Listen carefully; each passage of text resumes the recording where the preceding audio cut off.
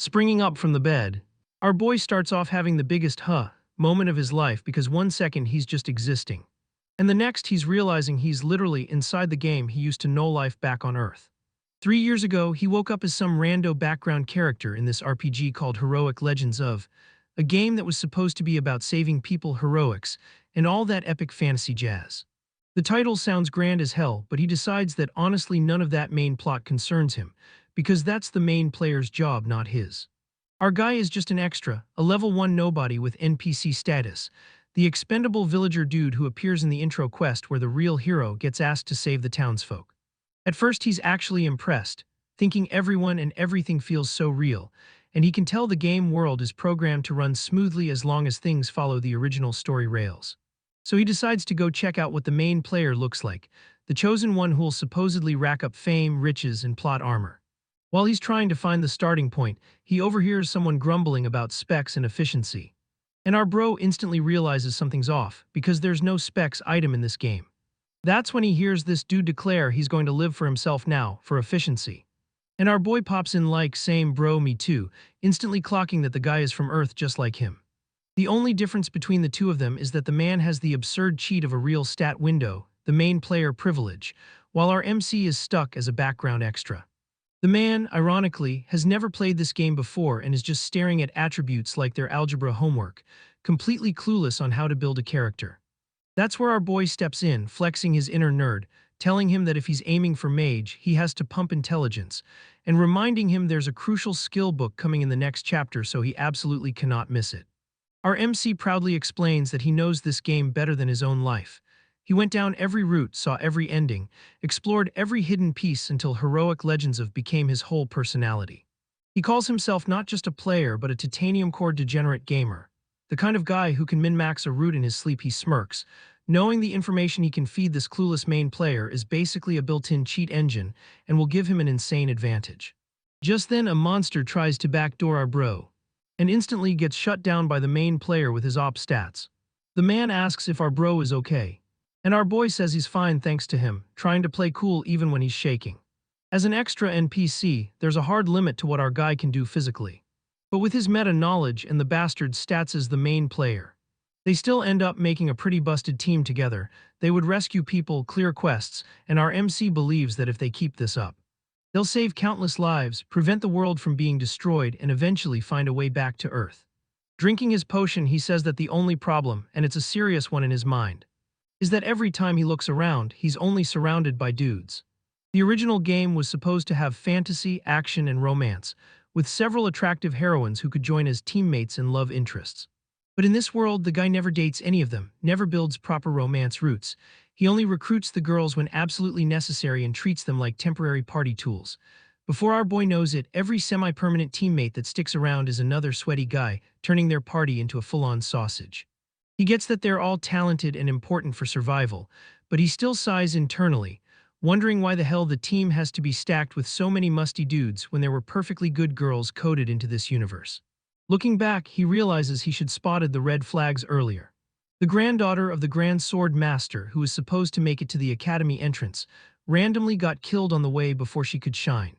Another heroine, who was supposed to be the final boss of the first stage, just vanished from the story without explanation. Characters disappear mysteriously, deaths happen out of nowhere, and the story starts twisting in weird ways that don't match any route our boy remembers. More than anything, the real horror is in this guy's mindset, his personality and true nature behind that smile. By the time our MC finally understands what this man's been hiding, it's already way too late. Just then our boy's like, what the hell, because one day, deep underground in a hidden area, he stumbles across something that makes his blood run cold. A staff, one of the heroine's signature items, sitting there like a trophy. She was supposed to be a heroine and disappeared before either of them met her, so seeing her staff down here makes no sense at all. He remembers he's been secretly following the guy every night, curious where the guy disappears to, and is stunned that there was this whole hidden space underground. That feels like a physical version of an inventory screen. The deeper he looks, the worse it gets. He finds the Demon Slayer blade, a legendary weapon that was supposed to vanish when another heroine died in the original game. It's not just hidden pieces either, there are rare items like mace and spell book, all belonging to characters who mysteriously went missing in this version of the story. And just then he spots something even worse. Then he sees it, a bound and blood-drained herself, and his brain just nopes out. He barely has time to process before the main player walks in and asks what the hell he's doing down there, catching him red-handed. Our boy demands to know what all this is, reminding him that he claimed he lost while chasing her, but the guy shrugs it off, saying it's not a big deal because she's not a real human anyway, just a demon. He points out that it'd be a waste not to make use of such precious elder-class vampire blood, and explains that he's simply using her more efficiently. He reminds our MC that he drank just as much blood as he did. Flashback to when our bro was downing that blood like wine, casually outing him as complicit while our boy gulps in horror. Then he gives this tired sigh and insists he doesn't understand what the problem is, complaining about how hard it was to catch her since she dug a burrow in the forest and hid for a month. Our boy clenches his fists and demands to know why he would do all this. The answer: to get through the story more efficiently. The guy criticizes the way our MC plays, saying he wastes too much energy, suffers losses just to save random nobodies, and refuses to kill annoying idiots like or who get in the way. He says our boy keeps caring about characters who are useless unless you raise their intimacy levels, like they're nothing more than stats and affection bars. He claims this is simply the most efficient way to utilize NPCs, and confidently calls himself more of a veteran player than our MC ever was. That's when it hits: this guy has been lying from the start. He's not a newbie to this game at all. Shaking, our boy asks how many people the guy has killed. The guy pauses, thinks about it like he's checking his kill count, and then says with a straight face that he's only 3 kills away from hitting 100,000. At that point, our MC realizes this bastard is not even human anymore, and calls him a monster. The man grabs him and tells him to get a hold of himself, insisting they're just NPCs and that our boy has killed plenty too. Our MC shouts back that he only killed unreformable villains who were actively trying to destroy the world, not innocent or neutral people. He repeats the man's words, efficiency, specs, and finally throws all the logic back at him. He demands to know why he took the Demon Slayer blade if it's only for knights, and why a mage like him needed it or the elixirs it yields. He points out that the main player could have made the stuff with his combination window anyway, and that this entire underground torture cellar is the opposite of efficient. The guy tries to mumble a weak excuse, but our boy cuts through it, accusing him of needing punching bags to vent his twisted urges on. That's when the guy snaps, slamming him against the pod. After letting our bro slide across the glass with blood, the man started acting hurt that our MC would say that. After everything he's done for him, he walks toward our boy, steps echoing, and says he can't do this to him, because he's the only one the main player ever thinks about. He says he should be the only one our boy thinks about too, that he should be his whole world, and that's when the horror shifts from murder sim to romance. He lists off all our MC's habits, mocking him for thinking he's tougher than he is, for getting beat up, and for being a total idiot who gets giddy around girls. Then he calmly declares that from now on he won't hold back. He says he's come this far, destroying everything in his way for their future together, and our MC finally realizes the true reason the party was full of dudes. The man says our bro has nothing to worry about because the other guys are just eye candy. The only one he truly loves is him. Our MC absolutely loses it, screaming no in terror and punching the guy, because this is not the route he wanted unlocked. He panics, thinking he's never even gone on a date, and now he's stuck dealing with a homicidal, clingy gamer boyfriend from hell. Suddenly our boy is getting pulled by a tentacle monster. The man yanks him closer as he struggles, dragging him despite his protests that this can't be serious. The guy tells him he can't run away and that he's going to lock him up forever, because he belongs to him. He calls our MC the only real person in a world full of fakes, rattling chains as he promises to keep him. And our boy screams that he's insane. Casting his magic, the guy says it'll all be over once the battle ends. They'll finally be together for eternity. The scene shifts towards some kind of final stage, a distorted battlefield that feels like a place the main player himself created. A system message announces that the final stage is beginning as the environment warps and a flood-like roar echoes. Our MC watches, thinking that judging by how the guy has been hoarding everything, he'll probably even beat the final boss and clear the game. He wonders bitterly what'll happen to him once that happens, realizing he might just be discarded like any other NPC. Then comes the twist. Instead of a clear, the system announces the player has died and the challenge failed. Our MC is stunned, asking what the hell just happened. The guy actually lost. As the scene shifts to light shattering, and the next thing he knows, he's gasping, springing back like he just woke up from drowning. Just like our bros, sitting up just like he first did. He realizes he's come back to the past, to the very day he first arrived in this world 3 years ago. This time, he decides he's not going to play support. He declares he needs to kill that bastard, the main player. He figures this might be the only window where he can actually stop the guy before he becomes a full-blown monster. Right now, the guy is just an ordinary fifth-tier student like him, not yet boosted by the insane grind of Academy. He knows is designed to strengthen players. And that once he gets inside, his growth will skyrocket, so time is against him. There are only 5 days until his entrance ceremony. Yanking a yellow mushroom and the way. This means our MC's only chance to kill the bastard is now. After a time skip, the main player's working with some adventurers, taking out threats. And getting complimented on doing well for rookie. While a man shouts that they finished repairs on the carriage. They joke about wanting to get back and sleep in a comfy bed. When suddenly, a massive roar cuts through the air. The man pushes the women to the side, shouting for her to watch out. As the attack lands, it shatters the ground completely. Calling out to the woman, the two prepare to engage the unforeseen monster. It is then revealed to be a Beowulf, a second-tier demonic beast, bursting in with a growl and heavy footsteps, forcing everyone to react as the ground shakes. Our boy rushes in as fast as he can, but curses that he's still too late and wishes he'd had more prep time. The wolf, moving at the speed of light, slashes the woman, causing blood to splatter everywhere. Someone yells for the others to get in the carriage while he buys time. The main player urges everyone to go ahead without them, and that they'll catch up to them later. He says he refuses to abandon his comrade, even when told to run. But his comrade is already done for, the man's neck only a second away from being snapped as he warns them to run away. As the Beowulf charges, our MC stays back a bit, thinking there's one thing he needs to confirm before he jumps fully into this fight. He needs to know if the guy here is the actual main player, the chosen protagonist who will save the world. Or is he the scumbag, the main player who came from Earth like him? But looking at this guy's face, he's giving off that same aura as before. He comments on how huge the beast is.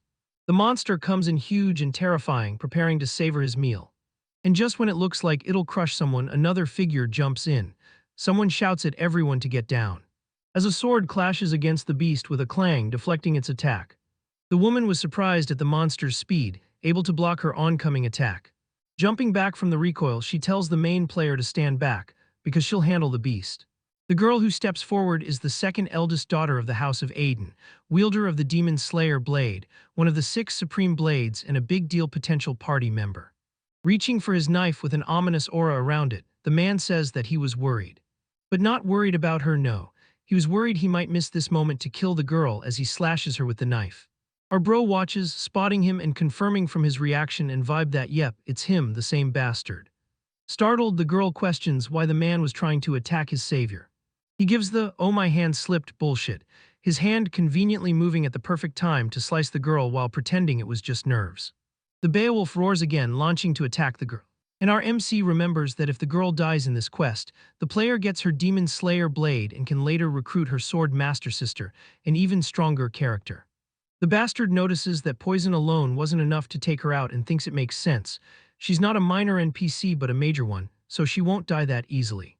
Even then, she's still putting up a fight, telling herself to keep calm and concentrate as she closes her eyes. The girl gets into her A stance, the quick draw position sharpening her focus. The bastard notices this and comments at this rate she might take down the Beowulf solo. Unfortunately for her, this guy can't let that happen. At the last second, he throws the dagger, interfering just enough for her move to be disrupted and the clash turns messy. She screams "you" and tries to call him out, saying she knew it wasn't a mistake after all. But she doesn't even get to finish that sentence, because she's face to face with stinky breath and 9-inch fangs about to chew her up. But just then her blade suddenly pierces through the wolf, a clean, brutal stab. After defeating the monster, her body goes weak, not because of the gigantic monster lying on her but because of the stab from earlier. She weakly calls out to the main player, asking why did he do this. But the bastard is just grinning like a lunatic, thrilled that he's just gotten his hands on the Demon Slayer sword. He doesn't even care that he can only use it with a special skill he doesn't have yet. He just shrugs and decides he'll worry about the details later like a true degenerate power gamer. Then that rotten brain of his remembers something even worse. Killing NPCs gives experience too, so he starts thinking about farming people like they're boars in a starter zone. He raises his blade with a grin, ready to start grinding, but before he can go full serial killer again. The world itself seems to answer. He gets hit with a weird puff of dust. And he panics, demanding to know what the hell is going on. And who's there, yelling for whoever's hiding to come out and face him. What he doesn't know is that our boy has already set the trap. The demonic beasts in these woods absolutely love mushrooms. And now that our guy has coated the bastard with mushroom powder, he's basically turned him into a walking rare steak as far as every monster around is concerned. Rats with giant horns swarm him, squeaking like they just found free buffet, and the guy panics, cursing and screaming at them to get lost. Meanwhile, our boy uses the chaos to rush over and check on the sword girl, relieved as hell to see she's still alive despite everything. But then of course, being a gamer and all, something catches his eye. He starts digging into the monster's mouth hoping to obtain its fang, maybe selling it for 3 copper coins. And when everything seems to be going all too well, a voice calls out from behind our boy. And what do you know, it's the bastard, as he steps up asking who our MC is. Our guy calmly notes that 3 horned rats in under a minute is pretty solid, and admits that yeah, the Demon Slayer blade really is a good item. The man stares and asks in shock if he's Korin, meaning our boy, which tells us this guy has at least heard of him. He demands to know what our MC is doing there, but our boy is busy internally checking whether this guy has any memories of the previous timeline. When he realizes this version doesn't seem to remember anything, he actually relaxes a bit. Thinking that's even better for him, he points out to the idiot that he's gripping his sword wrong and warns he'll hurt his hand if he holds it like that, talking to him like a slightly annoyed instructor. The guy barely has time to process what the hell our bro is yapping about. Before our MC moves, his hand cutting through the air with a whoosh, and scattering dust into the bastard's eyes. The man snarls and calls our bro scum. Man can't be talking when he killed over 100,000 people. Then he charges in shouting die, swinging over and over with fast, savage blows. Our boy notes critically that while his technique is sloppy, his physical speed and stats are way better than his own at this point. He realizes he has no choice but to take some risks if he wants to kill this freak now before he grows into the monster he knows. Our bro swift slice to the neck aiming to kill, but the bastard dodges just in time. He tells him silently go ahead and focus on that one killing blow and urges him mentally to keep his guard up, eyes glued to the weapon. Our boy internally tells the guy to concentrate on the fangs until they're the only thing in his vision, tuning out everything else. And just then our boy pulls out a hidden dagger, catching the guy off guard. After successfully pulling his bait, he commented that now was the time to strike. Without hesitating, our bro slams the dagger into his shoulder. He drives his attack in, landing a stab that rips a scream out of the bastard. As he raises the weapon for one final blow, the guy starts fearing for his life, before barely being able to dodge the attack, stopping it with his hand. Looking down at the twitching, broken body, he thanks him for helping in his past life, admitting that in a twisted way the guy did help him get stronger. But he adds that he has no regrets about this outcome, and that he finally managed to kill this monster. The system immediately freaks out, throwing an error as it recognizes that the player is dead and the main scenario just got absolutely wrecked. It calculates the main scenario success rate, decides the optimal choice is a world backup, and flags our boy as an unexpected variable. It starts analyzing him, his potential, ideology, suitability, and even his full gameplay log history. Then it makes the call. It decides to pass on the player's burden, all that experience and responsibility, to our MC as the new hero. The system begins a minimum backup and minimum succession process in case the whole scenario falls apart.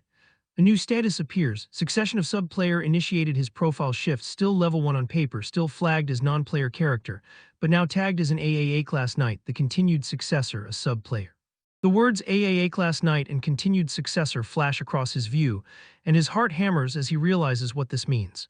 He wonders if being a sub-player means he can finally see stat windows too, like the dead guy did. While he's buzzing from that, somewhere nearby the girl coughs and struggles, dragging him back to reality. She wheezes that she's not okay, saying her eyes can't see, and our boy asks if she can at least talk. He quickly lists off her symptoms: dizziness, no sense of smell, ears feeling plugged, and she stammers, asking how he knew from the way she's slurring her words. He deduces that the bastard used peacock frog poison on her. He knows that stuff is hard to make without the combination window, especially for a beginner, which means the dead guy worked hard to brew this. If the poison's combination level had been just a bit higher, the girl would died instantly. He thanks whatever forces exist that she's still alive, but pushes down his relief because the fang is still stuck in her body. He knows he has to stop the bleeding and neutralize the poison right away. She flinches as he grips and pulls, but he tells her it's okay and that he's something of an expert at stopping bleeding and handling poison by now. He checks around for something she can bite on so she doesn't crack her own tongue when the pain hits. And just then his eyes glance over to the dead bastard, and hey man, I agree with you, let's use this douche like a tool he is. He finds something, tells her to stick it between her teeth, and she grunts as she obeys. He warns her that it's going to hurt a lot, so she should bite down as hard as she needs to. Inside, our boy admits he doesn't know why he was sent back 3 years, why the world rewound like this. But he knows this much: he managed to kill the main player. He also saved someone who died in the previous timeline, yanking her out of the death flag she was destined for. He repeats it to himself. He saved someone and realizes that more than revenge, that was all he ever really wanted to do. He tells her he's making an antidote right now and begs her to hang in there. He jokes darkly not to worry because he heard people don't die that easily, which is a messed up but weirdly comforting line. She manages to whisper that he saved her life and asks for his name. He brushes it off, saying she doesn't need to know that. He tells her to just rest and says he'll wake her once the antidote's ready. In his head, he decides the fewer people know what he's planning from this point on, the better. He turns inward and starts analyzing his situation like the gamer he is. As the title says, Heroic Legends of is a story about a hero. By solving various incidents that pop up in Academy, the main player gradually becomes a hero who will save the world. One condition of that hero role is defeating a bunch of villains and eventually the final boss. Even a monster like the dead guy stuck to the story rails because he knew the whole world would be destroyed unless the main player beat the final boss. But now that main player is dead and the MC is forced to ask, who's going to take on that role? The answer is sitting right there in his new status. A-class knight, continued successor, sub-player. Our boy clenches his fists and accepts that there's no one else but him. Then he realizes the system that blessed him is being stingy as hell. He wonders if they seriously expect him to become the new main player without any perks. He tries to open the system, stat window access, inventory access, combination window also. He slumps, devastated that he was so excited to finally see stats, only to find out absolutely nothing has changed on that front. He decides he can't rely purely on his future knowledge or whatever backup the system did. He needs to use features outside the system, real-world skills and tricks he developed over the last 3 years. He remembers how, in those 3 years, he pushed himself to the absolute limit. He's no longer just an extra or some ordinary guy from Earth. Just then our boy channels energy, and a flare of power responds, confirming what he suspected. He grins, realizing that his rune magic still works. He was a total failure in standard arcane magic, but the one thing he could learn in the past were runes. Runes are ancient letters that hold magical power. 3 of them, duty, restraint, and oath, are called the runes of Troth. Their power is one of the strongest laws in this world, a source of extraordinary strength and a doorway to ruin if misused. He decides to engrave all 3 runes into his own body. He starts with the first, duty, biting down as he carves it in, pain sizzling through him. This rune grants power when the caster upholds a promise they've made to themselves. He notes that simple duties like not eating chicken are easy to keep but barely give any stat boost because they're too trivial. He reflected on the necessity of making a promise with enough significance to hold weight, but also one he could repeat endlessly, contemplating the balance of his commitment within the cosmic scales. Determined to make a meaningful vow, he sat with intense focus as energy swirled around his arm, declaring that he would not turn a blind eye to the misfortune of good people. He reaffirmed his unwavering commitment to duty, understanding that each completed quest would raise his stat levels, and emphasized that failing to uphold this duty would result in a 10-point penalty. Biting his finger, he states that the second rune was restraint.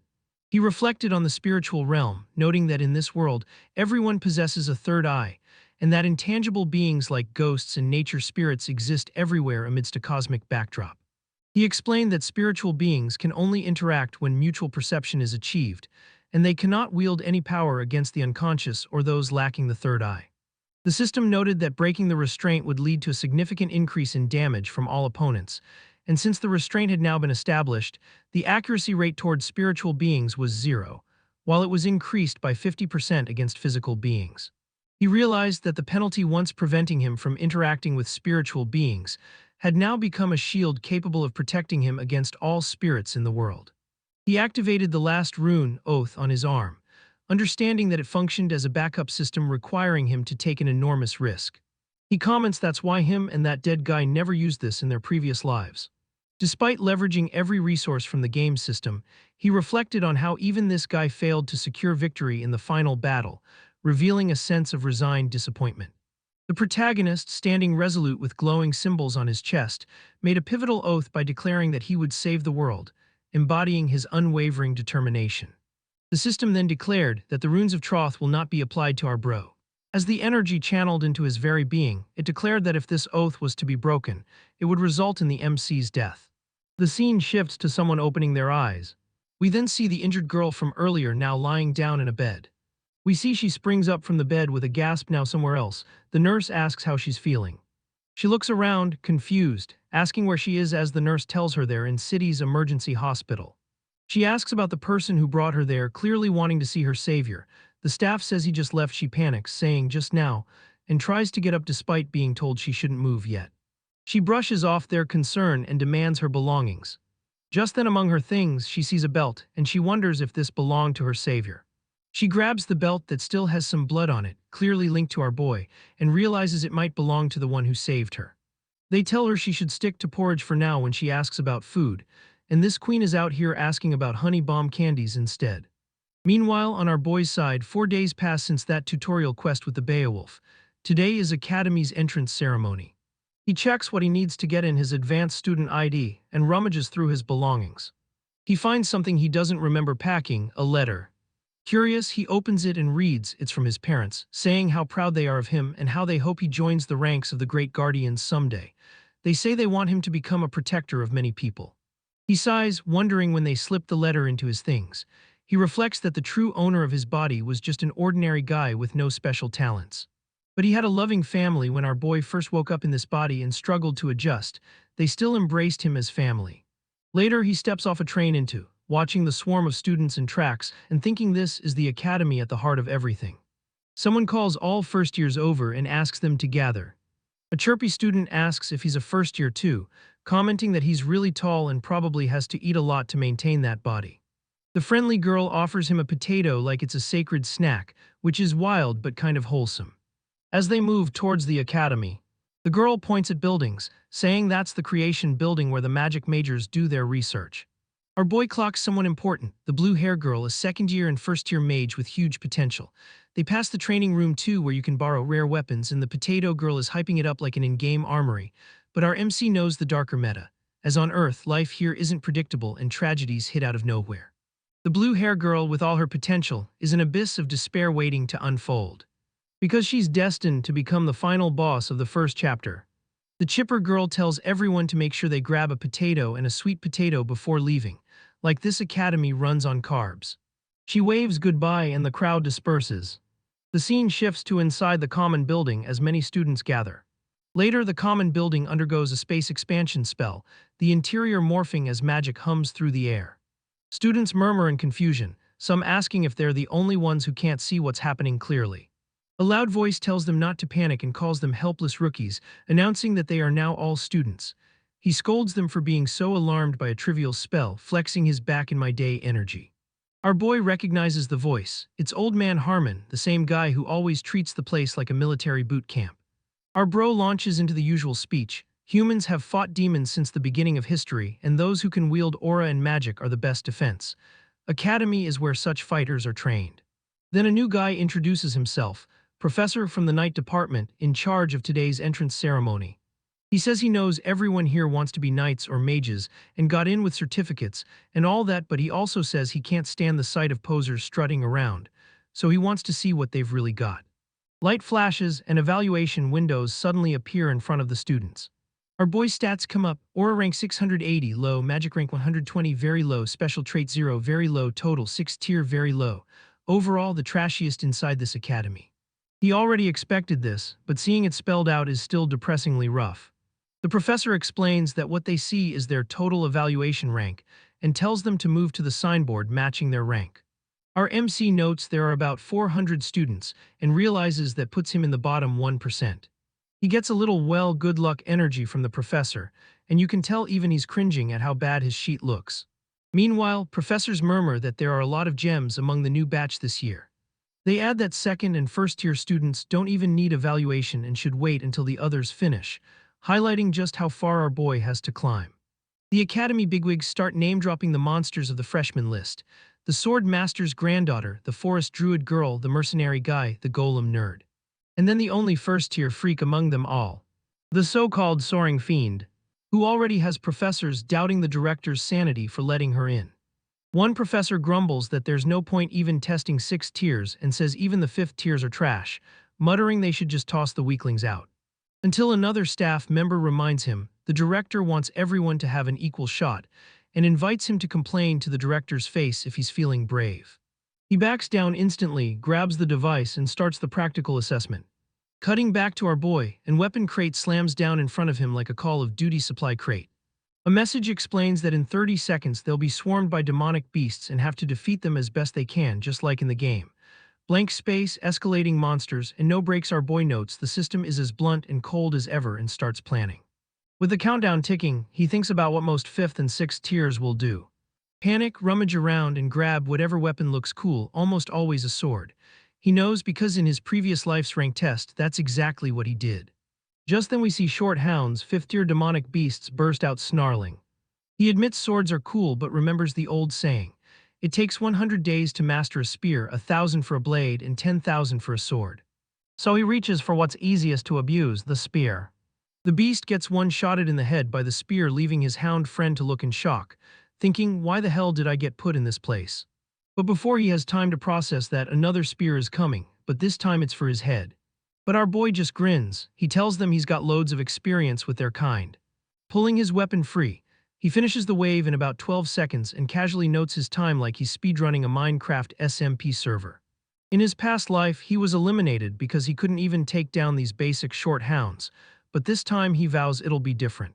He promises to defeat every last beast they throw at him, all the way up to the highest tier the device can summon. The MC then calls for the next wave.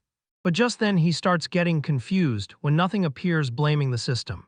Some panicky kid yells for help, and an old instructor complains that if they can't even handle the early beasts, what's the point, bragging that back in his day he cleared them in 1 minute and 22 seconds.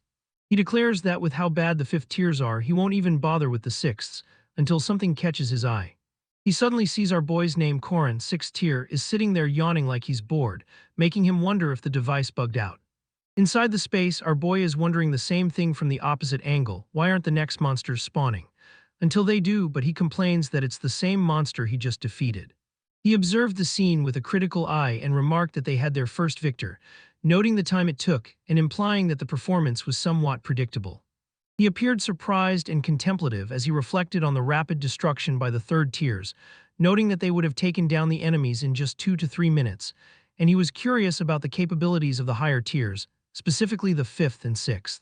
Outside, one professor thinks the device is broken because it keeps failing to summon beasts, insisting something is wrong with the system. Another shuts him down, saying Lady Josephine's summoning spells have never had a single mistake in 20 years, and asking if he actually saw an error. When the complainer admits he didn't, he gets hit with a passive-aggressive cough and doubles down anyway, insisting there must be some bug and offering to prove it. He triggers another summon to demonstrate, and once again the same monsters appear, which only annoys our boy more.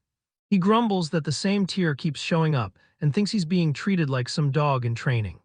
But instead of whining, our guy deletes that wave in 7.3 seconds flat. The staff lose it 7.3 seconds, they can't believe it. Just then the professor calls out to another, prompting him to respond back. One professor asks who the fastest 3rd or 4th tier was so far, and casually answers it was this guy, who needed 3 minutes and 30 seconds. The professor just stares, then quietly backs off his complaint. Meanwhile, our boy is still in the test space, playing it off like nothing, and one professor notes he's surprisingly skilled with his spear. Guessing he might be a huntsman's son, they decide to bump it up and throw a 4th tier demonic beast, a mad boar, at him. The beast charges in with a screech, but our MC takes it down in 3.7 seconds, cutting it off like a speed run split. The examiner tries to save face, saying the next one won't be so easy. As they summon an owl bear, a 3rd tier demonic beast. The owl bear roars, swiping, our boy dodges cleanly, counters with a crunching hit, and then calmly invokes a rune. As he sets the big owl bear on fire, the only thing that can be heard are its screams. And the staff watching realize he just used rune magic in the middle of a basic assessment. This catches the attention of all the other professors. Even with this rune, our bro comments that the beast tanked the shot and didn't take that much damage. But our MC's not worried, because he only needed to block its visibility anyways, as he deals the finishing blow to his skull. The surprised professor, impressed by the assessment, thought that the MC was definitely not a 6th tier, and wished the evaluation could test beyond the 3rd tier to see more of his true abilities. Observing the MC with a mixture of curiosity and anticipation, The older man remarked that an interesting person had arrived to liven him up at his old age, eager to witness him confront a demonic spirit and eager to see the upcoming fight unfold. The announcement says that the fifth-tier demonic spirit test will now commence. But our boy's clueless because he argues he assumes something has been summoned, but he cannot perceive it. He then reminds us of his rune called restraint. He cannot see or perceive spirits. Closing his eyes, he comments that because of this, that means that demonic spirits should not be able to interact with him neither. While he's still processing this, our guy keeps counting inside his head. 1, 2 up past the 40s, the 50s, all the way to 60, tracking to see if his theory is correct. He confirms everything's working the way he suspected, grins, and decides he's gathered enough data. Then, just as calmly as he started, he raises his hand and forfeits the assessment, declaring he's done. His result pops up as fifth-tier knight. He's technically still low-ranked on paper, but the staff are stunned he just walked away. The professor asks, half whispering to himself, just who on earth this kid even is. Outside afterward, students brag and compare ranks. One says he got third tier, another says fourth, complaining he's screwed. They brag about taking down owl bears and banshees, flexing their monster kill lists like it's a social media bio. One of them stands out, Peter, the kid who got 3 minutes 30 seconds taking down a beast earlier. Our boy recognizes him as the character who, in the original story, picks fights with the main player early on. He remembers that in the old timeline, that bastard killed the guy because he found him annoying. Our MC thinks again how truly insane that guy was, since is cocky and has a crappy attitude, but that's just normal teenage garbage, not a death sentence. A boy flinched as he overheard others commenting on the fifth tiers, expressing disbelief that they could lose to such weak monsters and questioning if there were even people unable to defeat short hounds and ghosts. He also spots another guy he remembers. Standing off to the side, ended up dying in the last life too after he spread jealous rumors about that dead guy in our bro. Just then, an announcement interrupts his thoughts. The board director greets everyone and welcomes them to an academy full of the strong, telling them they've come to become strong themselves. He says some of them already have great strength, while others have a long, hard road ahead. He admits he can't promise they'll all get what they want in the end, but hopes each will find their own path here. The academy, he says, can only help them take their first steps. The rest is up to them. He smiles, ends the speech, and wishes everyone a wonderful day. Later, flexes in front of his buddies, declaring that from now on he's a third-tier knight, and you can tell he's dying for people to acknowledge it. Just before someone catches his eye, he calls out to another student, asking what tier he got, and the poor guy stammers that he's fifth. Mocks him, saying that's a lousy score and asking if he lost against a ghost or maybe even the short hounds. He then laughs at the kid, and the fifth-tier kid shrinks into his little bubble.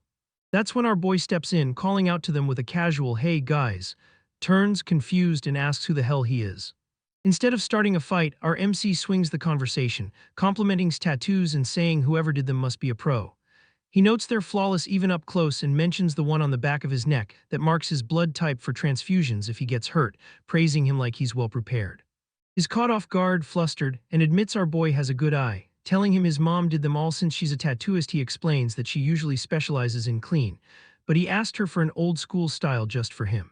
Our boy says she's very talented and asks if he has any other tattoos, even though he already knows the answer. He remembers how, in the previous life when went missing, his mother came to the academy desperate to find him. He realizes tattoos weren't just for flexing. They were his parents' love and worry inked into his skin as they sent their son off to. Proudly shows another one, a flying chariot, symbol of academy, and our boy reacts like a genuinely impressed fan, saying it looks cool. He introduces himself properly as Corin and asks, "Guy's name?" The man answers with full confidence that his name was. Then our boy turns to, who flinches under the sudden attention and asks for his name too. Stammers it out, clearly not used to being addressed kindly. We then see from a far angle that a girl was watching the whole escalation. The girl thinks to herself that what our bro did was a smooth save, and she comments that was impressive to redirect the bullying, unintentionally this baddie here. She then goes on to say how she thinks the MC here is a good guy. "I don't know about you guys, but I doubt that." Cutting back to our boy, he thinks to himself that he probably left a pretty good first impression on he remembers special trait, memorize. Just then he realizes that getting on his good side this early is basically like picking up a free skill book. Yeah, guys called it, not a good guy. We then get a preview of the school as it states most of its campus is free. The dorms don't cost a coin and even the cafeteria is cheap, but the real busted perk of this school is the training room. In there you can do basically anything, even impossible feeling drills. Like fighting spirits you normally can't see, so of course our boy practically lives in this place. Notice him scrapping with wind-type spirits and start whispering. Because first years usually don't even touch that content until second semester, and even second years get folded by those things. Right on cue, the spirit bodies him, he hits the floor, and the peanut gallery laughs that there's no way a rookie can pull that off yet. Our MC is panting, admitting he's got a long way to go, when an instructor strolls over and asks if he's a freshman.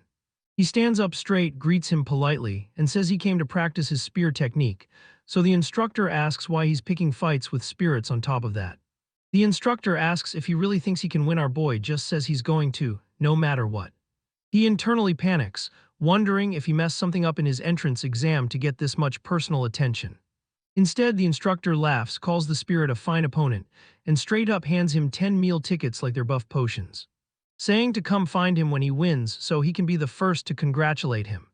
Our MC realizes this guy is famous for showing affection through food, so getting fed like this is actually a good omen. He smiles, resets his stance, and goes in for another round. The fight goes rough, he swings, blocks, and finally gets stabbed, and slammed again, ending up face down on the floor. Just then someone plops a towel over his face. The girl walks up and tells him he looks exhausted, which he agrees with immediately. They tell him to take a break, saying he's tried hard enough. They say he might not succeed now, but he'll naturally get better, and there's always next time. Our boy says there is no next time for him, not anymore, maybe 3 years ago. When he was just an NPC under the main player's umbrella, he could talk about later.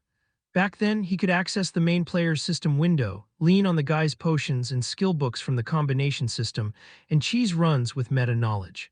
Now that guy is gone because our boy killed him, so there's no more shared window, no more free boosts. He wipes his face and says thank you, but he'd rather not give up until he's exhausted every last bit of effort. He tells himself he desperately needs to get stronger. First step, find his limits. He knows it might be foolish, but he wants to see how much of his hard-earned past life skill can still be used with this weaker body. He doesn't have a sturdy physique, huge mana, or any aura. He remembers that even C, whose busted stats combined with his own future knowledge ended up useless once they ran into real monsters and prodigies. To survive those powerful creatures, he had to grind harder than anyone. He believes those 3 years of brutal training will never betray him in battle. He launches into his old bread and butter, ultimate poisonous snake technique. He throws his spear, literally lets it fly out of his hands, and onlookers think he's giving up. But one sharp observer realizes that's not it. He threw the spear on purpose, so he could snatch it again at the perfect timing mid-move. He catches it, twists, and the technique cracks across the room. It's nasty, and that spirit is done for. I mean, just look at the impact our boy left, destroyed the entire training hall. The girl watches from the side, and every normal word like amazing or incredible feels too small for what she's feeling. What actually slips out of her mouth is simple, wow, he's so cool. Meanwhile, our MC collapses again, twitching, admitting that was a bit too much for his current body's stats. Next day, the academy is doing the welcome to campus facility tour for first years. While the girls hypes up the school's pride and joy, our boy is chewing and thinking the first thing he really needs is a stronger body. There's only one way to buff his physical stats without chugging the main player's elixirs. His runes of troth. He sets a duty for himself. I will not turn a blind eye to the misfortune of good people. Nerd boy pops up, and our boy's calling him buddy and asking if he wants to go out for lunch. He leans in, whispering that there's a lot he wants to talk about, like the grimoire for instance. The grimoire is basically a skill book on steroids, a super rare item that lets you learn spells or special traits just by reading it. The school's library is enormous, as big as the school itself, supposedly to preserve humanity's knowledge for future generations. But that's a lie. The real reason it exists is to hide the grimoire in plain sight. You know the saying, the best place to hide a tree is in a forest, and this nerd kid exclaims that our boy better keep his promise. Our MC agrees to the boy's conditions, saying if he helps, he'll only take grimoires that grant special traits, and the boy, ever the hardworking nerd, starts rummaging around. In the past, the nerd boy used his special trait memorized to store tons of spells in his grimoire notebook. Despite all that stored magic, his low stats meant it was hard to actually cast everything in real fights. If a mage has low ability and low mana rank, no amount of theory makes them strong in reality, unless they have a grimoire. That's where these books bypass pure stat checks. Our boy jokes around doing a cheesy open sesame bit and bumping into a hidden mechanism. The nerd then has the audacity to complain about our bro goofing off. Until a rumble starts and a hidden door opens, leaving him gasping. He freaks out, asking how our MC even found it. Our boy just tells him to follow and heads inside. With the timid boy stumbling behind, saying the place is creepy, suddenly our boy stops and calls the nerd's name. He says it's time for the nerd to keep his promise. He reaches out, saying he's counting on him. The boy nervously grabs his hand and says okay, assuming our MC wants help getting rid of some evil spirit. He asks what exactly he's supposed to do, then our bro knocks him out cold with a kapow and a voom. Our boy grins, saying now they can finally get started. He came here partly to help the nerd, but also to clear a special hidden quest. If he defeats the demonic spirit that lives here, he can get the hidden piece he's been targeting. But unfortunately, there was a small problem with our boy's plan. It's not just any demonic spirit, it's a special tier monster.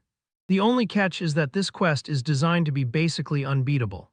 A normal demonic spirit alone is already hell, but a special tier is on another level. We then see the spirit launching a menacingly attack at our guy. The spirit is a former commander who ruled the South 800 years ago, and his opening attack alone is strong enough to kill most players instantly as soon as the quest starts. But our MC says of course that doesn't apply to him. He still has one problem though, he can't see spirits at all. He calls out to the Duke and admits he can't perceive spiritual beings. So he asks the spirit to possess this guy's body instead, meaning the nerd. Our boy then explains marks, inborn traits that can turn normal people into vampires or werewolves. Because of a mark, the Duke suddenly became a vampire one day and attacked his servant. He tried to control his bloodlust but failed, fearing he might hurt his wife and daughter. He sent them and all his servants away and sealed off every passage in his castle. In the end, to prevent himself from ever slaughtering humans, he used magic to seal himself inside a book. That book, the grimoire, is the one stored here in the library. Now that he's possessing the nerd boy, the Duke charges straight at our boy, fangs out. With zero hesitation, our MC notes that tracks perfectly with a vampire who can't control his thirst. He picked the kid though for another reason besides being a nerd. The Duke can only use the physical abilities of whatever body he wears, and out of every character in heroic legends of Nerdy Boy has the lowest physical strength stats. Our boy feels a little guilty, but from a gamer standpoint, this is the optimal way to clear the Duke quest. His original plan was simple: kill the possessed kid. Loot Duke's cape, the vampire armor, and other top-tier items. Those items were some of the main player's favorite gear and carried him hard in future events. But our MC says flatly he's not like that psycho.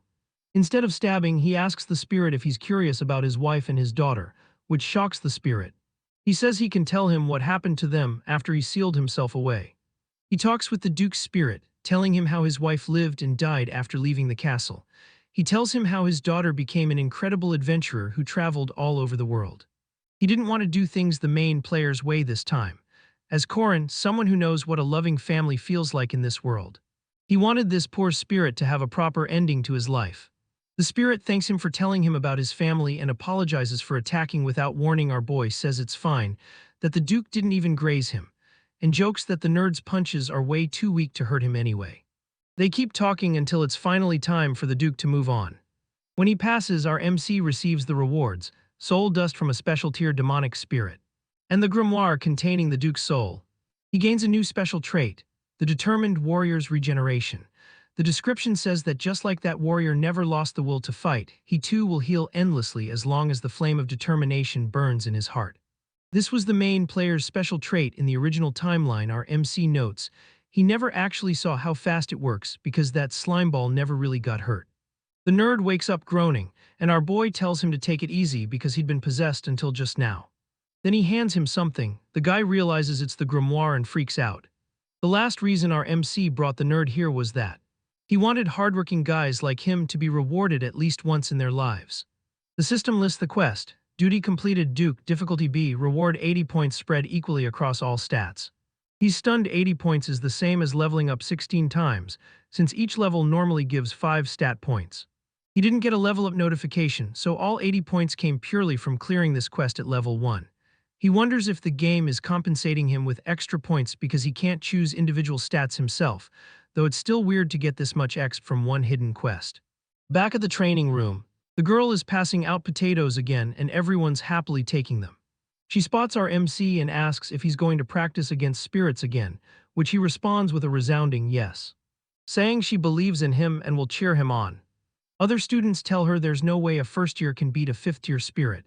They assume he failed miserably yesterday and tell her not to get his hopes up. Someone sulks that they can't believe she is even cheering that first-year phony on. The girl just hums and asks if they really think he'll lose. She slams down a bet, 2 gold coins that Mr. First Year is going to win. The others panic, asking why she cares so much, and counterbet 70 silvers that he'll get his ass kicked. Our MC is just trying to mind his business and train, wondering why everyone's suddenly gambling over his life. He tells himself to focus and reaches for his spear. He figures he can probably win now. Given all the stat boosts he got from the Duke's Spirit quest, he wants to see exactly how much stronger he's become. So he starts with the basics. He spins his spear and thrusts, activating Poisonous Snake, the most basic move in his ultimate spear style. Before, he used the Advanced Snake's Deceit to beat a spirit, which is a high-difficulty technique. He assumes this simple move shouldn't even scratch a 5th-tier spirit. Instead, the spirit gets obliterated in one shot, leaving him shocked. Everyone stares, realizing he destroyed it in a single blow with just Poisonous Snake. Our boy freezes and admits he might have gotten a little too strong. The girl notes that yesterday he had to stab 3 times to generate a shockwave. Now he did it on the first try. He realizes she was watching everything yesterday and is low-key freaked that a mage can track the movements of an ultimate spear technique with her eyes alone. He thinks her perception is on a whole different level. The girl suddenly walks up and hands him money. She says he earned her a lot from those bets, so it's only fair to split the winnings with him. He asks why, and she shrugs, asking if he's just not into gambling. He snaps back that who in their right mind would say no to money, and then laughs internally. Thinking she really is smart, he tells her he looks forward to more business with her, and she laughs too. Meanwhile, he munches and reflects that in his past life he devoted everything to martial arts just to survive. Even now, he can perform 5 of the 6 ultimate spear techniques. He still has a long road ahead, but his spear progression is faster than he expected, so he's not too worried there. The real problem is rune magic. When he tries to cast Hag, he gets not enough mana all over again. He never solved this issue even in his previous life, because rune magic eats insane amounts of mana. He believes if he can somehow patch this weakness, he'll become even stronger than before. Still, no matter how good he gets at runes or spear fighting, there's one person at this academy he'll never be able to beat. She's the only female character even the main player couldn't kill, the most broken NPC in the game. The infamous game balance wrecker, the indestructible living, the soaring fiend. He spots her and wonders what the hell she's doing there. And why she's suddenly talking to him. He decides he should probably just ignore her and hope this flag passes. Then she hits him with, "You're combined, aren't you?" She says that body doesn't belong to him, does it? Our boy freezes because what did she just say? He wonders if she somehow knows he's not originally from this world. Then the MC explains what the girl is, a living corpse that contains both a human soul and a demonic beast soul. Because she exists between life and death, she can see the colors of souls. Which means, as someone whose soul clearly doesn't match his body, our MC just got noticed by the worst possible person. She asks what it's like to devour the soul of a body that isn't yours. And he just says he has no idea, leaving even the girl shocked. Because even our bro doesn't know where Corin ends and the guy from Earth starts. He remembers how in his past life he kept wondering if he and Corin were 2 separate people, or if Corin's memories were actually his own. If that's the case, then who was the real him on Earth? Just some dude who accidentally picked the full sausage route through all-boys school, sports college, straight into military. He died without ever figuring it out. He couldn't prove or disprove the existence of a true self. But this girl's case is different. Her body definitely belonged to someone else first. She tells him no matter what he says, he's not the rightful owner of his body. She calls him a thief with no right to inhabit that flesh. He changes the subject with a weird metaphor, talking about a guy from his world who turns into a green giant when he's mad. Mister. He explains that the funny part is the 2 personalities hate each other, but that's what makes it work, since they're both good at different things. His point is that whether you're the original soul or a new one, you can coexist in the same body even if you're different. You were still born in one body, and being born is not a crime. The girl just says for some beings, being born is a crime. He can tell exactly what's tormenting this 3-year-old girl. She genuinely believes she should never have existed. For now, all he can do is back off. He tells her he'll see her around and walks away. The scene shifts to the next day as our boy is trying to find something. He's up at bird o'clock, heading straight for the mission board at the south of the academy. In game terms, it's where players take side missions to level up before tackling main quests. He doesn't care about leveling right now. EXP isn't the main goal. He's here to test something. But just then, he notices the sword girl staring at the board like it insulted her. He realizes he never really got to know her in the last life because the main player killed her before they ever met, so his old data on her might be useless. He calls out to her and she greets him. He asks if she's really taking a mission on their first weekend and jokes that as a second tier, she doesn't exactly need to prove herself. She says it's not for pride, she needs money. He's surprised, since academy support usually covers living costs for second tiers. She sniffles and says not for her because her parents are rich, so she gets nothing. He remembers it's basically a student aid system. If your family's loaded, you get zero financial help. He suggests patrol missions since they're easy and pay decent. She lights up, happy to hear that. She spots one that allows up to 3 people and asks if he wants to join her, but our bro refuses, saying he's got something else to do. He flips through the board thinking weekends are precious and he needs to clear as many missions as possible. His goal is to raise his stats, not just cash. His first mission is simple: find a little girl's cat. It doesn't give much exp or payout, but that isn't the point. He wants to activate his runes of troth. If he saves the cat from a water demon and brings it back, he prevents a little girl from having her heart broken. That fits his duty perfectly. So when he hears a meow, he moves in. He thinks to himself that if he saves this girl, the system pops. Duty completed, difficulty E, reward 5 points equally across all stats for not turning a blind eye to the girl's misfortune. He's hyped because the mission triggered the runes just like he hoped, meaning even trivial errands can massively juice his stats. He bursts into laughter, scaring the little girl, who runs to mommy saying he's acting weird. Then he remembers there's one mission more important than grinding points. He panics, wondering how he could forget something he literally wrote down before leaving home. The scene jumps to a chicken restaurant, where someone is complaining that it's not right. We then see a chef who is mid-breakdown over fried chicken sauce, saying none of it is right. The cook has used over 10 ingredients: garlic, carrots, chili peppers, trying to make the perfect sauce that still tastes good cold. His dream of creating chicken that stays delicious after cooling feels impossible because the sauce just isn't good enough. Our boy walks up and says he's doing it wrong. The chef freaks out, asking who he is. Our MC Aura Farming gives the answer: corn syrup. He says that's what the sauce needs, then pieces out with a quick bye. The cook grumbles, wondering who that weirdo was, but decides to try it. He pours in the corn syrup and tastes it. His eyes go wide. That flavor is it. He screams that this is the sauce he's been searching for. Our MC admits to himself this mission was absolutely mandatory. As a former Korean, he cannot live in a world without proper seasoned spicy chicken.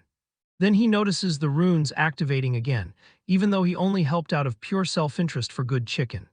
He laughs even harder as another big stat reward drops, and we see the girl watching and calling our boy strange. Just then someone catches up to her and says there she is. They say they didn't stop her while she was wandering in the city, but next time she needs permission to go outside. The professor just stares at the girl, confused. Flashback hits. We see our boy when he had in conversation with the girl, the words "being born isn't a crime" repeating in her head. We then see a man screaming that she should never have been born. The girl stands there just thinking about life. Time skips to the class test. Today they're being evaluated on survival skills in the hunting grounds. The instructors explain: reach the cabin at the northern end of the woods and you pass at minimum. They have to wear armbands that match their tier and can turn in extra armbands at the cabin for a higher score. Points depend on time, and both the number and quality of the armbands gathered. They can exchange those scores for various items later. Our boy notes that the nun girl is absent, just as he expected. She never bothered with practical assignments in the original game because she's too overpowered. The sword girl calls out to him and he asks how her mission went. She says it was easy thanks to his advice and that she earned enough to cover her living expenses. He says he's glad he helped. Then she offers him candy she originally meant for her sister but found too sweet. She sees it's a honey bomb candy and freaks out, asking if he's really giving it to her. The arch-witch Josephine cracks her whip and starts the test. She activates a purple like magic array and she teleports the whole group at once, something only she can do on this scale. Students appear all over the forest and some are already fighting. The hunting grounds challenge is basically a battle. You start in random spots and steal armbands for points. Our boy thinks that's fine and tells them to keep fighting each other. He doesn't care about their scores because the real prize here is the sword girl's blue second-tier armband. With the nun girl not participating, if he takes down the sword girl, everyone else becomes easy prey. He reveals that the candy he gave her earlier has a tracking rune engraved on it. He licks his lips and says that rune will help them reunite. Then he heads into the woods, locked onto his target. Elsewhere, the professor prepares to go into the forest herself, saying she's placed professors around but wants to check things personally. Just then the professor realizes someone is missing and asks if the director sent that girl. He says no, she asked to participate on her own. We then see someone dashing And it turns out to be the biggest threat in this entire story, the strongest NPC, as the professor comments something must have changed her mind. Cut to the battlefield. A group of students is ganging up on one girl. The girl shouts at them, saying they should be ashamed of themselves for attacking her all at once. They shout back that what's unfair isn't the numbers but her ridiculous talent. One guy leaps, still swinging, and yells that she should just surrender, calling her a monster. Just then the guy gets slammed and goes down hard, right before he can finish her. Corin darts in, saving her. She stares in disbelief and asks if he really just saved her. She says he really is a good person. This girl is as blind as a bat if that aura looks like a good person. For a second he's mesmerized by how beautiful the girl looks like that. Then he says what he meant, that her blue armband looks beautiful. She reels back, realizing what he's after. She says she trusted him and thought he was nice for giving her candy. He analyzes her coldly. Sword Girl is a second-tier knight who relies solely on physical ability.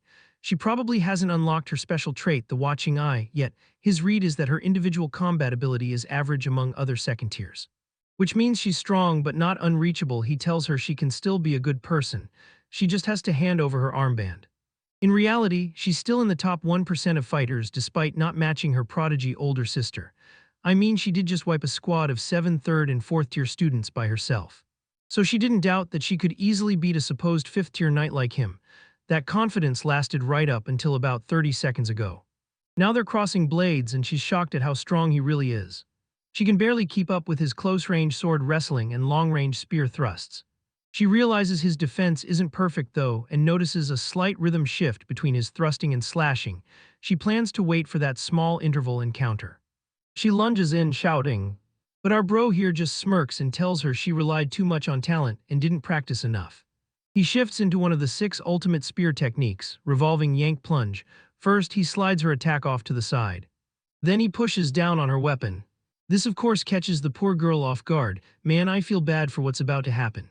He explains that 3 basic techniques combined like this form the most fundamental and powerful counterattack. He calls it truly the ultimate spear technique. The clash smashes through her guard, sending Hay flying back 100 feet. She coughs and admits that if she hadn't blocked with aura at the last second, she would gone down. She realizes what our MC lacks in raw strength and speed. He makes up for with perfect technique. She's forced to ask herself who this guy even is. She thinks that there's no way he's just a 5th tier knight. He beat her like she was nothing. He thanks her and takes the armband, saying he'll use it well. Just then, other students scream that it's not fair. This catches our boy's attention as he asks just what that was. Suddenly, something heavy slams into him. He realizes the weapon hitting him is unbelievably heavy. It's a demonic blade made from layered steel, 4 times as dense as normal steel. The fact he's being attacked with this particular sword tells him exactly who he's dealing with. The unknown person, saying he didn't think Corin could block his layered steel sword. He admits our guy isn't completely talentless. Retracting his sword and grabbing it, he then demands the MC to hand over the armband. Our MC curses internally. It really is he hoped not to run into this guy. The guy doesn't have a single hair out of place, perfectly composed after beating dozens of opponents already. He's clearly on a different level from the sword girl. Our boy realizes he can't win a straight fight here. He clenches his teeth and decides the only option is to run. He sprints, thinking he has nothing to gain by fighting right now. Jumping down, the guy says to himself that if he's not mistaken, that the fabric he had in his mouth was blue. He's baffled because the guy is normally the type who won't move unless there's money involved. The man blasts after him. He then asks why the hell the sword girl was also following him. She yells that she doesn't want to die either and also doesn't know the way out. As the guy keeps following, and our boy decides at least he can avoid direct combat this way, all he has to do is get this armband safely to the cabin. Or so he thinks. He reaches the exit and finds someone already standing there. This guy, a first-year golem master, apologizes and says he'll need our MC's armbands if he wants to pass. Our boy is pissed, thinking it's not fair that the guy camped the exit. He realizes things just keep getting worse. He tried to avoid fights and ended up sandwiched between these two, the 2 worst possible matchups. He scratches his head and accepts he has no choice this time. The girl wonders if he's seriously going to do this. She asks if he actually plans to fight both of the students at the same time. Our boy tells himself if this is a fight he can't avoid, then he has no choice but to go all in. He prepares to use every trick he has. Later at the cabin, the proctor hears a knock and says the first student already arrived. As just then our bro walks in and asks if he can choose his prize. The proctor is shocked. He brought 3 blue armbands. he praises him, saying that's amazing. And he replies with an awkward laugh that he was just lucky. We then rewind a bit back to before he entered the cabin. She girl thinks to herself that what she witnessed was just unbelievable. She notes that he stabbed the magic sword's core before it reached maximum power and drove it into the ground so it couldn't be pulled out by telekinesis. For the swords he couldn't block, he dodged or deflected them with the smallest possible movements. He subtly redirected their trajectories so they'd hit the golem instead. Then he slipped behind this guy's back and used him as a literal meat shield against the golem's attacks. And by forcing the sword guy to fight the golem, he created an opening to shatter the golem's core and disable it after that. He immediately took down the golem kid. His nimble reflexes, quick judgment, and nasty psychological tactics let him finish both opponents in moments. To the girl, it felt like he'd already been through dozens of real battles. The way he wielded his spear and turned his weaknesses into advantages reminded the girl of her older sister. The girl clenches her fists and decides maybe she actually needs to try harder. The guy's looking down at his broken sword and sulking, because our bro wiped him before he could really do anything, and seemed to already know all his weapons and traits in advance. Our MC later gives some brutal advice to the golem kid. Golems are just big target boards unless you have a friend to protect both you and the golem, but just then the kid admits he has no friends at all. Our MC freezes, awkwardly tells him good luck with that, and bails. That day our boy leaves unforgettable but totally different impressions on 3 first years. To the sword girl, he's a two-faced nice guy. To the sword guy, an infuriating mystery. To the golem boy, a weirdly competent jerk who still cares a little. And now among the first years, the strongest still left standing is the druid, who is blessed by the forest. Unfortunately for her, the woods don't just have first years running around. The strongest person in the hunting grounds is actually Academy's top May. The potato girl. Now that's a plot twist, huh guys? Second years are acting as monsters for the exercise, and the druid ends up facing against potato girl. Despite her forest blessing, she doesn't stand a chance. By the time it's over, she's crying, hiccuping, and absolutely wrecked. Our MC assumed the training would end there. He imagined Druid vs Potato Girl as the final note, but he was wrong. After the exercise, the blue hair girl approaches the trembling druid and introduces herself, to which she quietly says her name. But just then she turns her head and asks what she should call this mysterious girl. And guys, I don't know about you, but I have a bad feeling. She asks the girl's name again, but she just keeps quiet. The girl notices she is carrying a bunch of little look-alike dolls, clearly searching. She then continues asking whether she's looking for someone. But just again, the girl doesn't answer her and just dashes past the potato girl. I take it the nun girl isn't the social type. Just then a huge ice wall is cast in front of the girl, and that's when everything goes down the wrong path. The potato girl apologizes and says that while it's fine for her to ignore her as a person, she's supposed to be a monster in this test, so she can't let the girl just leave. The girl just says fine, and just look at her unfazed by everything. Cut to the scoring room, where the MC announces that he has scored 117 points, a number he hasn't seen in ages. Our bro then asks if he can pick his prize now. They let him pick his prize, the Mad Boar's molar knife, a protective leather coat, or shark bear bile.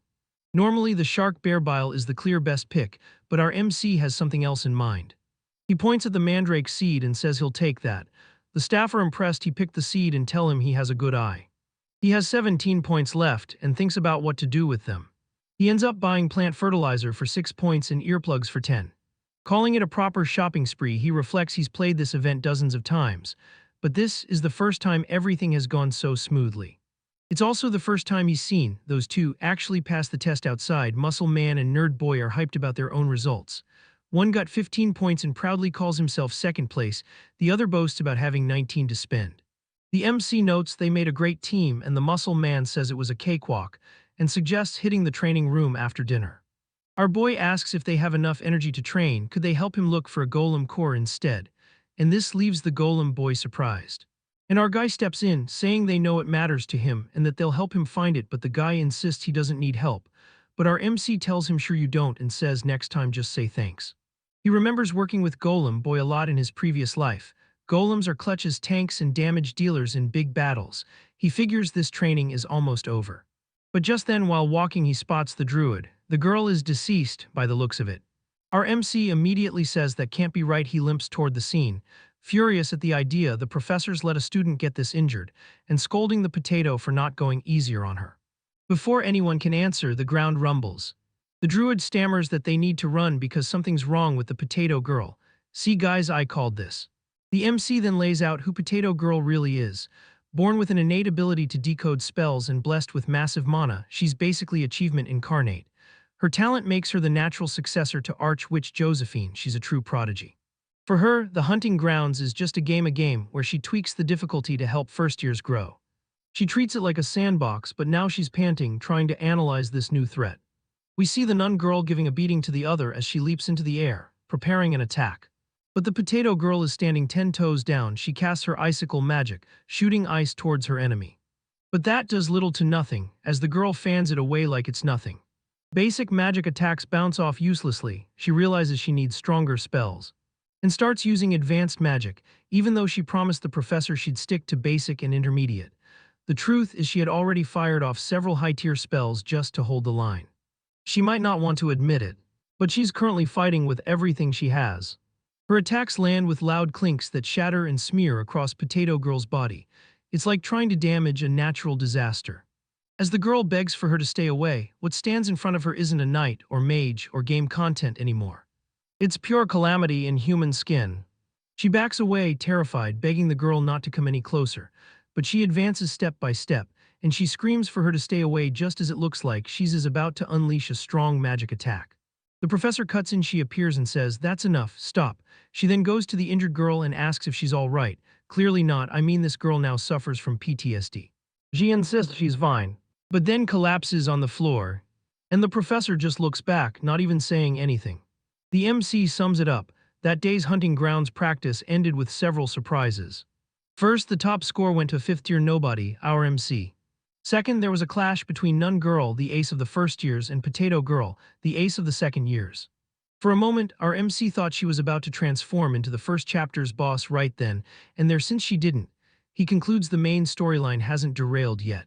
He decides to worry about it later. There are still about 3 weeks until the girl's fated transformation. He tells himself he needs to prepare for that first. On the outskirts of the forest, he heads to meet someone who lives there. First, he has to douse his eyes with a ton of eye drops to pull off his next trick. He stumbles dramatically and pretends to slip. He accidentally drops a precious seed into a lake, screaming that it was the last thing his mother left him. He sobs that it's gone forever. Then a voice asks why he's crying, calling him my child. Bingo, he's triggered it. This is a one-time hidden event in the entire game, the god of the forest and the golden axe. It's the same forest god from that Korean where a lumberjack loses his axe and is asked if his is the gold or silver one. Here, the god only responds to weapon-like items thrown into the lake, specifically ones below unique rank. Throwing anything else usually gets no reaction. And only an insane idiot would toss a mandrake seed worth 100 mission points into the water on purpose. The god rises and asks if this golden seed is his. He says number. The god shows him a silver seed and asks the same question. He says no again. Then the god produces his original seed and asks if this is the one. Our boy says yes, that's definitely his. The god praises him for being honest and not coveting what isn't his. As a reward, he gives our MC all 3 seeds, regular, silver, and golden mandrakes. Our MC thanks him over and over as the god disappears. He screams happily that now he has 3 mandrake seeds instead of 1. He says that regular mandrakes greatly boost magical ability. Silver and gold mandrakes are even more special, each granting unique, rare benefits. They're insanely rare hidden pieces you can't get any other way. In the original timeline, the main player ate the gold one and the MC got the silver, but now all 3 are his. He shifts back to his main looming problem, the event where Potato Girl becomes the first chapter boss, a special tier vampire that happens when she runs into John Doe, the serial killer of the City of Mist, during a practice mission in about 3 weeks. He doesn't fully understand how her demonic mark triggers the transformation, but he knows he has time. That's part of why he intentionally went all out in front of the second tiers. A pathetic 5th tier like him would never get their help otherwise. Even in the original game, the strong only start caring once the player proves real talent and strength. He expects the first years he beat to recover in about a week. Once they're back on their feet, he plans to ask them to form a party with him. The goal: defeat the true first chapter final boss. Special tier vampire D-Day is in 3 weeks. Back at the infirmary, the Potato Girl wakes up and someone yells her name in relief. They ask if she's okay, and if her throat still hurts they complain that first-year student went way over the line, since second years were supposed to use only basic magic. Our MC tells himself that with enough prep, faith, and the right teammates, saving her from this fate isn't impossible. He vows to change her tragic ending. Judging by what we just saw, his plans are up in smoke. In the coming weeks, he plans to train Sword Girl, recruit this guy, the mercenary of a gum, convince the druid of Ave Lorn Forest to join his party, and cement his friendship with the golem master boy. He claps his hands, declaring the plan perfect. Now all he has to do is stick to it, and hope nothing unexpected happens. But just then we see red eyes, we signals a vampire has just been born. Just then Potato Girl grabs someone and says, "I'm thirsty," which is the most ominous possible line to hear when you're trying to stop a vampire root from triggering.